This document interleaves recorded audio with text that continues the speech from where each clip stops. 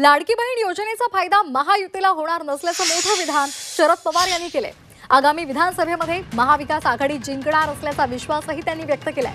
एका मुलाखतीमध्ये शरद पवारांनी विजयाचा विश्वास व्यक्त केलाय। तसंच उद्धव ठाकरे मुख्यमंत्री असताना त्यांच्या नेतृत्वावरही शरद पवारांनी शिक्कामोर्तब केले। कोरोना काळात ठाकरेंनी चांगलं काम केल्याचं शरद पवार म्हणाले। तर सुप्रिया सुळे दिल्लीमध्ये खुश असल्याचं शरद पवारांनी सांगितलेलं आहे। त्यामुळे सुप्रिया सुळे राज्याच्या राजकारणात येणार नसल्याचं पवारांनी अप्रत्यक्षपणे सांगितलंय। यावर एक नजर टाकूयात ग्राफिक्सच्या माध्यमातून नेमकं शरद पवार काय म्हणाले। लाडकी बहीण योजनेचा फायदा महायुतीला होणार नाही। महायुती सरकार पुन्हा सत्तेत येण्यास योजना मदत करेल असं वाटत नाही।